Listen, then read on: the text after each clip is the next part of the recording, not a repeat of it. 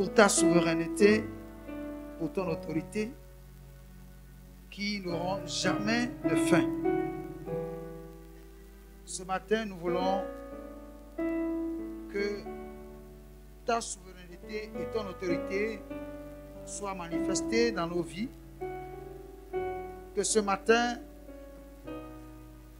du haut de ce pupitre, que tu nous donnes des conseils qui vont nous permettre de marcher comme tu veux, afin de rendre témoignage demain de combien tu es fidèle et combien ton autorité est puissante. Ce matin, nous nous confions à toi pour que tu ne laisses pas partir de ce lieu tel que nous sommes venus. Que ta parole puisse avoir son impact sur nos vies et sur nos différentes activités et sur chacune de nos familles ici représentées. Qu'une grande grâce soit reposée. Fais-le, Seigneur, pour ta gloire. Nous te le demandons au nom de Jésus. Amen. Merci.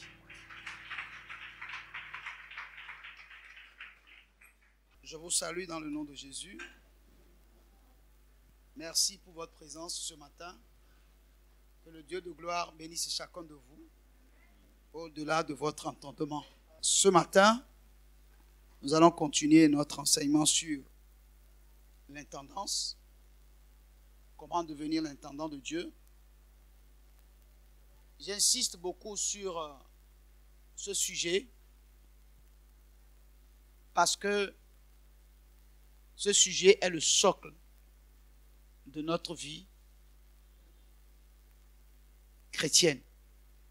Chrétienne en ce sens-là que Dieu ne veut pas que nous soyons ignorants pour ce qui concerne le royaume de Dieu. Amen. Alors, bien-aimés, ne laissons tomber aucune des paroles que le Seigneur essaie de nous faire connaître au travers de cet enseignement qui nous a permis d'embrasser. Ne soyons pas aussi trop intelligents à nos propres yeux pour passer à côté de la grâce et de la faveur de Dieu. Amen. Ceci étant, je veux que nous ouvrons la parole de Dieu dans le livre de 2 Corinthiens, chapitre 9, versets 6 à 8. Sachez-le, celui qui sème peu moissonnera peu, et celui qui sème abondamment moissonnera abondamment. Que chacun donne comme il l'a résolu en son cœur, sans tristesse ni contrainte, car Dieu aime celui qui donne avec joie. Et Dieu peut vous combler de toutes sortes de grâces, afin que, possédant toujours en toutes choses de quoi satisfaire à tous vos besoins, vous ayez encore en abondance pour toute bonne œuvre. Amen. Bien-aimés, je suis très accroché à ce passage-là, parce que c'est un passage qui est rempli de beaucoup de leçons, beaucoup d'enseignements. Il est dit que celui qui sème peu, moissonne peu. Celui qui sème abondamment, moissonne abondamment. Et que chacun donne comme il a résolu en son cœur, sans tristesse ni contrainte, car Dieu aime celui qui donne avec joie. Bien-aimés, la parole de Dieu nous amène à comprendre qu'on ne vient pas dans la présence de Dieu les mains vides. Nous devons comprendre que ce n'est pas que Dieu a besoin de nos dons, de nos offrandes, mais que c'est pour notre propre bien que Dieu a instauré les offrandes et les dîmes. Et il nous démontre que nos offrandes, nos dîmes sont liées à la loi de la semaille et de la moisson. Gloire à Dieu. En tant que des enfants de Dieu, obéissons simplement à ce que la parole de Dieu a dit, sans raisonner. Amen. Ce que Dieu n'accepte pas, c'est lorsque, devant sa parole, nous nous mettons à raisonner. La raison ne marche pas avec la foi. Gloire à Dieu. Il nous a avertis en disant, si vous voulez moissonner abondamment, vous devez semer abondamment. Et il dit encore que cela soit de bon cœur, que vous ne vous sentez pas obligé de le faire. Aucun homme de Dieu n'a le droit de vous obliger à apporter une dîme ou une offrande à Dieu. Le rôle de tout homme est de vous enseigner ce que Dieu veut. Et chacun de vous, d'un bon cœur, va pouvoir le faire sans contrainte. Parce que quand vous ne le faites pas contrainte, Dieu ne l'accepte pas. Mais la cerise sur le gâteau, c'est que il dit que Dieu peut nous combler de toute grâce. Et même pas de toutes sortes de grâces. Nous avons expliqué que la grâce, c'est quelque chose que nous ne méritons pas, mais qu'on nous donne quand même. C'est quelque chose pour lequel nous ne travaillons pas, mais Dieu, dans sa souveraineté, nous l'accorde. Des choses pour lesquelles des gens courent depuis des années et ils n'ont pas pu avoir. La grâce de Dieu peut vous le faire avoir sans que vous ne courez. Mais cela passe d'abord par le fait que nous comprenons que ce que Dieu veut est que tout ce que nous faisons comme don, offrande ou dîme est lié à la loi de la semaille. Et Dieu manifeste sa grâce à notre endroit par rapport à la manière dont nous nous comportons au sujet de ces choses-là. Bien-aimés, j'aime la grâce. Et je veux à tout le temps que la grâce de Dieu soit manifestée dans ma vie. Et lorsque la grâce de Dieu se manifeste dans la vie de quelqu'un, quand on voit la personne, on le sait. On sait que celui-là, il a une grâce. Il y a la grâce de Dieu sur sa vie. Quand vous avez la grâce de Dieu sur votre vie, vous n'avez pas beaucoup de soucis pour certaines choses. Alors, bien aimé, l'obéissance à Dieu dans les offrandes et les dîmes est une nécessité absolue. Il n'y a pas d'autre moyen par lequel Dieu peut bénir un homme ou une femme qui marche avec lui si ce n'est pas par ces actes-là. Vous pouvez prier. On peut mettre de l'huile d'onction sur vous et invoquer la bénédiction sur votre vie pendant un mois, même pendant un an. Pendant 2021, on peut faire tout ça là pour vous. Si vous n'obéissez pas à Dieu dans les dîmes et dans les offrandes, je vous dis la vérité, rien ne se fera pour vous. Ceux qui s'inquiètent et qui se plaignent, le plus souvent, c'est des gens qui ne sont pas fidèles à Dieu et ne font pas confiance à Dieu et qui n'obéissent pas à la loi de la semaille et moisson. Gloire à Dieu. Ça, il faut que vous sachiez. D'ailleurs, je vais vous dire un certain nombre de choses. Peut-être ça va vous choquer, mais je vais vous le dire quand même. Parce que le choc peut provoquer la foi nécessaire pour que vous mettez au pas. Gloire à Dieu. Alors, je veux juste dire ceci. Que dans le livre de Malachie, chapitre 1, versets 6 à 8, Dieu dit quelque chose de très important. Un fils honore son père et un serviteur son maître. Si je suis père, où est l'honneur qui m'est dû? Si je suis maître, où est la crainte qu'on a de moi?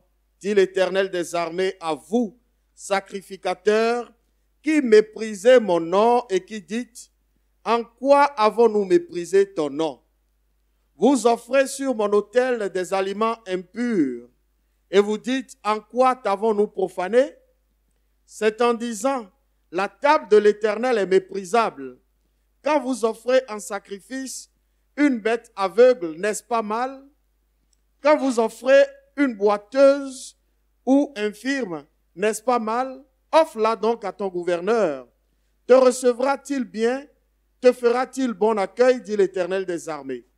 Voilà ce que Dieu dit, qu'un fils honore son père et un serviteur son maître. Si je suis père, où est l'honneur qui m'est dû?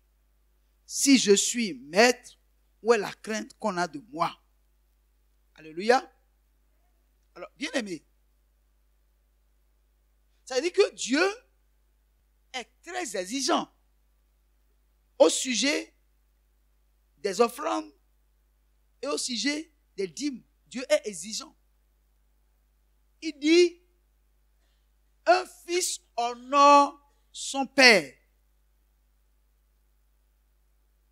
et un serviteur craint son maître. Si je suis père, quel est l'honneur qui m'est dû? Si je suis maître, quelle est la crainte qu'on a de moi? Et Dieu parle ici en mettant l'accent sur ce que nous lui offrons. Sur ce que nous lui offrons. Qui vous a dit que Dieu n'attache pas de l'importance à ce que nous lui apportons? C'est vrai, on peut dire, hein, les hommes de Dieu, ils sont des brigands, ils sont ceci, ils sont cela. Mais Dieu aussi donc est brigand.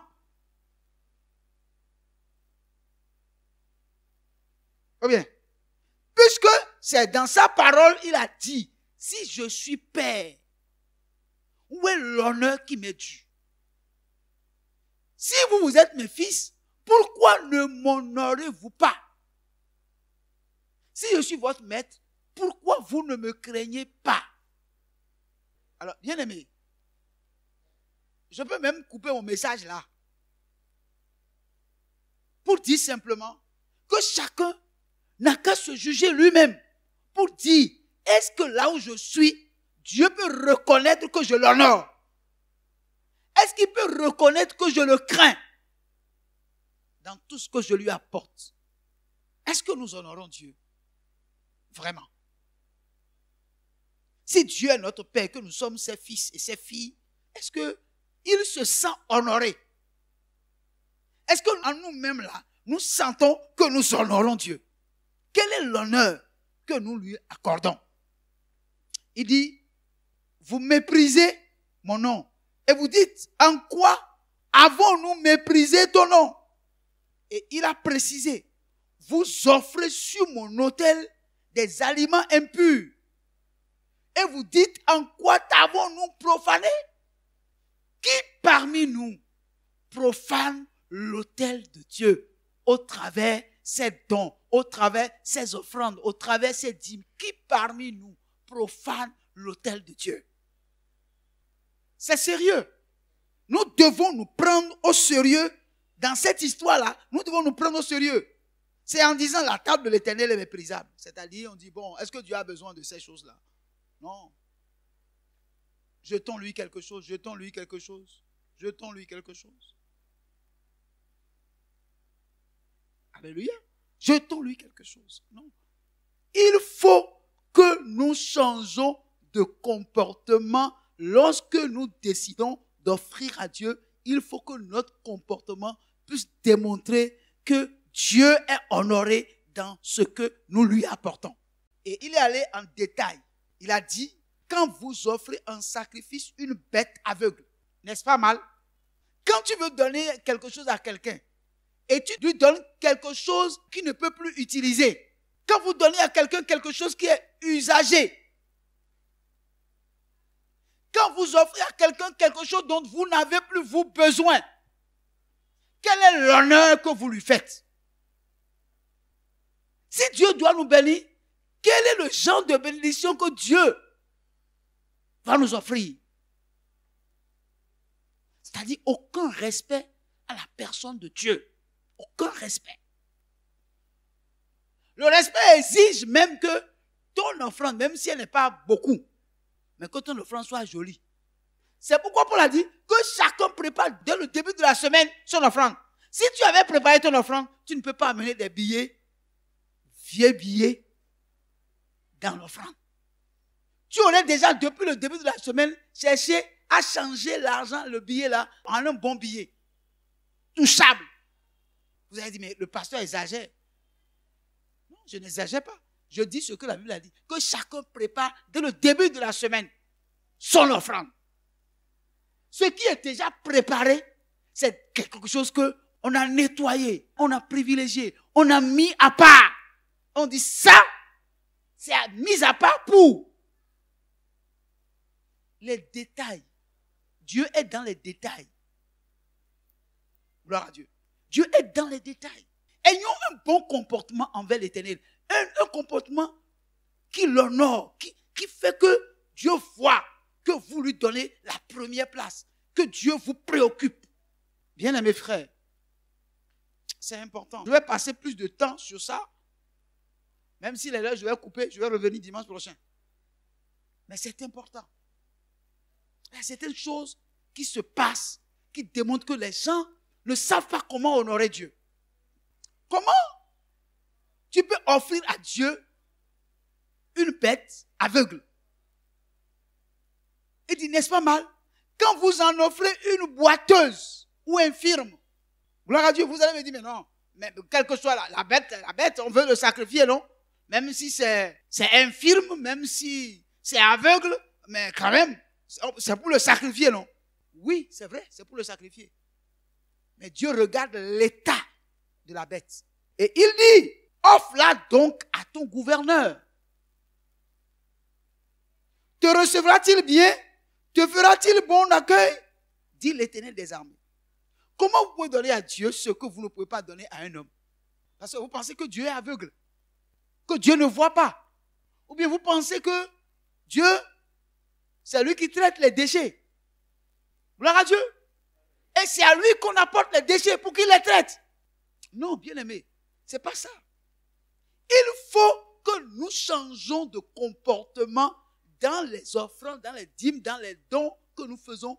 Il faut que nous fassions très attention. Dieu regarde les détails. Il dit, verset 13. Vous dites, quelle fatigue, et vous le dédaignez, dit l'Éternel des armées. Et cependant, vous amenez ce qui est dérobé, boiteux ou infirme, et ce sont les offrandes que vous faites. Puis-je les agréer de vos mains, dit l'Éternel? Continue. Maudit soit le trompeur qui a dans son troupeau un mâle et qui voue et sacrifie au Seigneur une bête chétive. Car je suis un grand roi, dit l'Éternel des armées, et mon nom est redoutable parmi les nations. Amen. Quand vous êtes fatigué d'apporter l'offrande à Dieu, restez chez vous. Ne venez pas provoquer la colère de Dieu contre vous-même. Dieu ne nous demande pas une offrande obligatoire, mais il nous demande une offrande faite avec un cœur joyeux, avec action de grâce. Mais il ne nous exige pas l'offrande. Il veut que cela soit volontaire et sacrificiel. Bien aimé, vous pouvez ne pas être d'accord parce qu'il s'agit de l'offrande et ça peut faire mal. Mais on n'y peut rien, même si ça vous fait mal, c'est la vérité et c'est comme ça doit être. Voulez-vous entrer dans les grâces de Dieu, toutes sortes de grâces? Apprenez à faire les choses pour que Dieu soit honoré. Ne faites pas les choses avec fatigue et négligence. Si vous ne pouvez pas bien faire, ne le faites pas. Attendez jusqu'à ce qu'au moment où vous soyez capable de bien faire et faites-le. Mais ne le faites pas mal. Ça n'ira pas à votre avantage. Parce que pourquoi vais-je poser un acte qui va fâcher Dieu? Et Dieu sera obligé de prendre des décisions contre moi. Bien-aimés, je vous ai déjà dit ici qu'on ne vient pas faire l'offrande comme si on nous impose de payer l'impôt. L'offrande, le temps de l'offrande, c'est le temps de la bénédiction où on vient, on apporte son offrande avec joie. C'est pour ça qu'au moment de l'offrande, la chorale joue, fait la louange, pour que nous venons dans la louange en dansant pour apporter. C'est un moment d'action de grâce. C'est un culte d'action de grâce. Mais même la manière dont nous marchons pour venir déposer là, on sent que si on pouvait enlever les moments d'offrande et de dîme là, ce serait même mieux. Mais on ne va pas enlever. On ne va pas enlever. Moi, je fais partie de ceux qui enlèvent. Parce que je sais que si j'enlève là, je signe votre mandat pour la pauvreté. Gloire à Dieu. Parce que je sais que c'est dans ça que Dieu va vous bénir, Dieu va vous élever, Dieu va vous faire entrer dans toutes sortes de grâces. Là où d'autres ont tout ce qu'il faut pour avoir, vous qui n'en êtes pas dit, on vous le donne. Et les autres, on les met de côté. C'est comme ça Dieu agit. Alléluia. Mais si vous ne le faites pas, mais nous allons enseigner. Vous pouvez ne pas le mettre en pratique, mais nous allons l'enseigner. Parce que la Bible dit de vous donner tous les conseils de Dieu. Gloire à Dieu.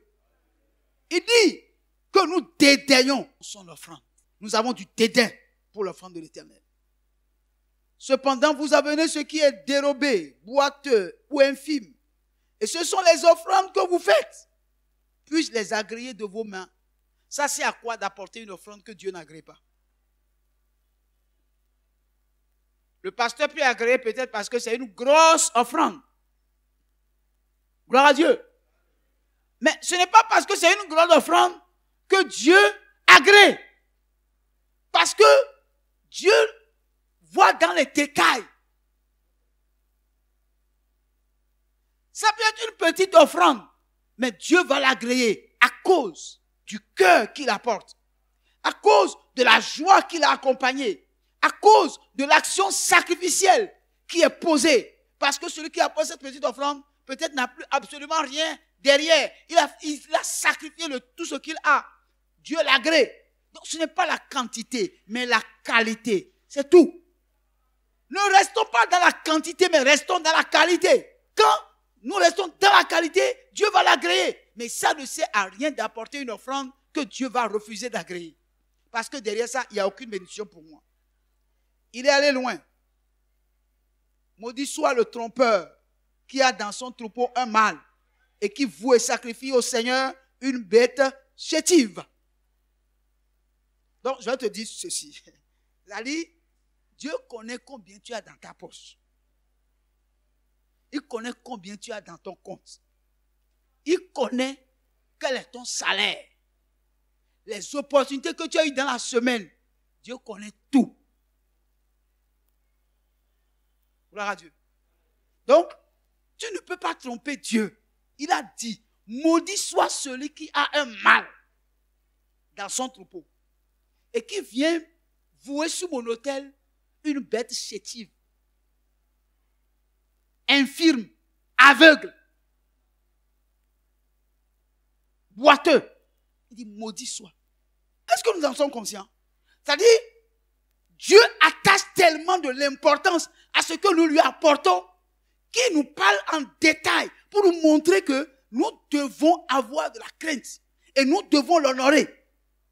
Et pour l'honorer, il faut que nous cessons de lui apporter quelque chose qui ne nous coûte rien. Parce que lui, il connaît tout. Il connaît le source. Il connaît ce qui rentre. Il connaît ce qui sort. Personne ne peut tromper Dieu. Mais c'est la vérité, ce n'est pas moi. Ce sont les propos de Dieu que je suis en train de vous faire connaître. Il dit, quand tu as quelque chose, tu es mal, viens dans ton troupeau, tordu. Tu regardes jusqu'à, tu regardes et puis tu dis, mais cette bête-là, il est ici, il ne me produit rien. C'est ça, il va prendre. Je vais aller donner à Dieu. Parce que vous pensez que Dieu là, il n'aime pas les bonnes choses. S'il y a quelqu'un qui aime les bonnes choses, c'est Dieu. Vous n'avez pas vu quand il a créé les choses? Quand il crée quelque chose, il n'attend pas que quelqu'un lui donne son avis. Lui-même, il se retire. Et puis, regarde, il dit, c'est bon. C'est très bon. Vous comprenez? Lui-même, il se retire. Sans l'appréciation de quelqu'un, lui-même, il dit, c'est bon. C'est très bon. Maintenant, toi, tu veux lui donner quelque chose et tu n'as pas analysé la chose. Tu n'as pas dit, ah, est-ce que ce que je vais aller lui donner là, est-ce que c'est bon? Or, quand tes amis fêtent leur anniversaire, même quand tu achètes quelque chose pour aller donner, tu demandes à des amis, est-ce que ça là on peut donner à quelqu'un? Mais combien de fois tu as déjà demandé à quelqu'un, est-ce que cette offrande, je peux donner à Dieu? Tu as déjà fait ça? Car même si tu fais ça, ton ami va te dire, comment? C'est à Dieu que tu veux donner tout ça là. Il faut diminuer. Dieu n'a pas besoin de tout ça. Gloire à Dieu. Le problème, c'est que nous ne réfléchissons pas par rapport à la manière dont nous adorons Dieu. Notre cœur n'est pas dans l'adoration. Or, c'est dans ces moments d'offrande que Dieu reconnaît l'état du cœur de l'adorateur. C'est pour connaître le cœur, notre cœur, l'état de notre cœur, combien notre cœur est attaché à lui, que Dieu a institué ces choses. Parce qu'il veut le cœur, il veut voir si nous sommes avec lui. Mais nous faisons des offrandes auxquelles notre cœur n'est pas attaché. Quand est-ce que mon cœur est attaché à une offrande? Lorsque je sais que ce que j'apporte là, ça a de la valeur. Ce que j'apporte a de la valeur, c'est en ce moment-là que mon cœur est attaché. Mais quand ce que j'apporte n'a pas de la valeur, je n'ai même pas besoin de chanter, je n'ai même pas besoin de danser. Et c'est que ce que j'apporte là, ça ne me coûte rien. Et c'est ce qui se passe. Partout, l'adoration, je ne dis pas seulement ici, partout les gens adorent Dieu, c'est comme ça. C'est pourquoi les hommes de Dieu souffrent. Parce que les adorateurs, leur cœur n'est pas attaché à Dieu. Ils ne savent pas que c'est par là que Dieu attrape l'adorateur. Gloire à Dieu. Bien-aimés, vous voulez des choses inouïes, des choses extraordinaires, vous voulez que Dieu fasse des choses extraordinaires dans votre vie? Ça dépendra simplement de chacun de nous. Bien-aimés, Dieu a son cœur attaché à ce que nous lui apportons. Alléluia. Je veux dire, survoler rapidement quelque chose. Rapidement quelque chose. Je veux survoler. Je vais dans Malachie chapitre 3, verset 10, que nous connaissons tous bien. Apportez à la maison du trésor toutes les dîmes, afin qu'il y ait de la nourriture dans ma maison. Mettez-moi de la sorte à l'épreuve, dit l'Éternel des armées. Et vous verrez si je n'ouvre pas pour vous les écluses des cieux, si je ne répands pas sur vous la bénédiction en abondance. Alléluia. C'est la partie la plus controversée de la Bible aujourd'hui. Et il y a des prédicateurs qui disent que la dîme, c'est la loi. On ne doit pas donner la dîme. Mais je sais une chose. La dîme existait avant la loi. Donc, il y a des gens qui payaient déjà la dîme avant que Dieu n'instaure la loi et ne mette la dîme là-dedans. Je vais vous dire une chose. Est-ce que vous payez l'impôt? La TVA. Pourquoi vous payez ça? Quelqu'un me dit pourquoi on paye l'impôt, pourquoi on paye la TVA, tout ça là. L'impôt, c'est pour qui? C'est pour l'État, non? Et c'est l'État qui t'a donné l'argent pour faire tes affaires. Mais pourquoi tu lui payes l'impôt? C'est une loi. L'impôt fait quoi? Qu'est-ce que l'État fait avec l'impôt? La réalisation des infrastructures. Bravo. Donc, dans la maison de Dieu, il n'y a pas d'infrastructure. Donc, vous pouvez payer l'impôt à l'État, mais vous ne pouvez pas donner la dîme à Dieu. Parce que vous pensez que dans la maison de Dieu, il n'y a pas de choses à faire. On n'a pas besoin d'utiliser l'argent. Vous pensez que l'église là n'a pas besoin d'argent. Que les choses de Dieu, pour fonctionner, il faut pas l'argent. Si vous n'apportez pas la dîme et les offrandes là, avec quoi l'église va fonctionner? Vous me dites, l'église va fonctionner comment? Dieu sait que son œuvre a besoin d'argent. Et le seul moyen pour prendre l'argent chez les gens, c'est qu'il n'a qu'à dire aux gens, vous apportez la dîme, vous apportez les offrandes. Donc, mon frère, ma soeur, Dieu a établi la dîme, pas pour une loi, mais pour que sa maison fonctionne.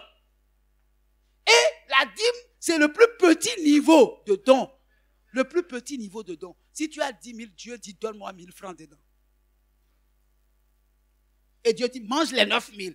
Mais dans les 10 000, j'ai droit à 1000 francs. Tu manges les 9 000, tu manges encore 1000 francs. Et tu dis, si je ne donne pas, ça fait quoi? Ça fait quoi même, frère? Ce que ça fait là, tu vas savoir. Je veux juste te dire ceci. Que la dîme, c'est le niveau le plus bas que Dieu a fixé. Peut-être le dimanche prochain, je viendrai te dire le niveau le plus élevé. Mais c'est le niveau le plus bas. Si tu n'arrives pas à pouvoir donner la dîme du niveau le plus bas, je me demande, quand est-ce que tu auras le privilège de montrer à Dieu que tu es capable d'aller au-delà? Dieu te donne la vie, il te donne la santé, le pouvoir d'aller et de venir. Il te donne la sagesse et l'intelligence d'aller travailler, de gagner de l'argent. Il veille sur ta famille, sur tout ton entourage. Il fait que dans ton pays, il n'y a pas la guerre. Tu peux sortir sans que les bandits ne t'agressent. Tu crois que c'est le gouvernement qui fait ça? Non, c'est Dieu. Et tu ne peux pas lui donner la dîme.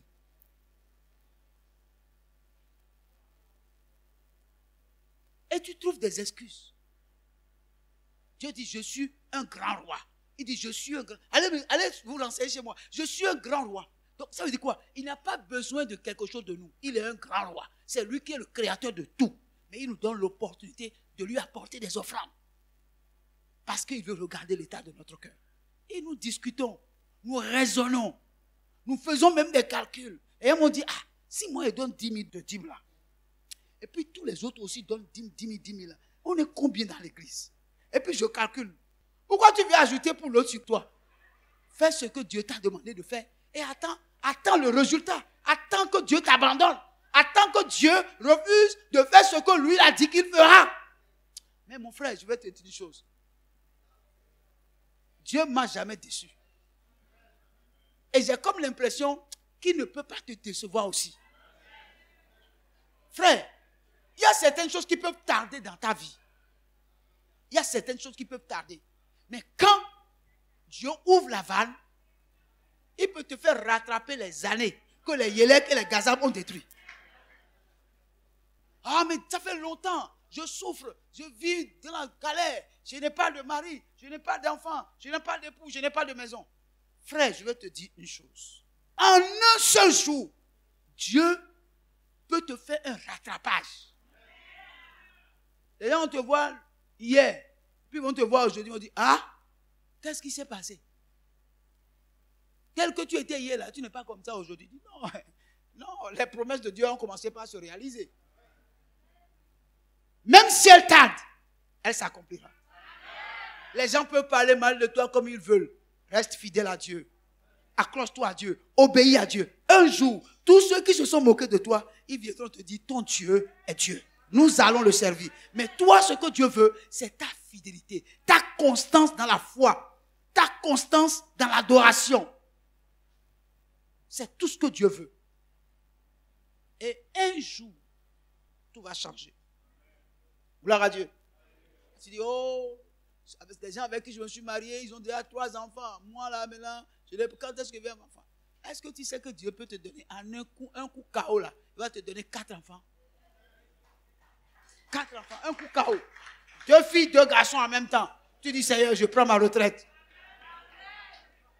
Dieu, là, vous ne le connaissez pas. Je vais vous parler de lui.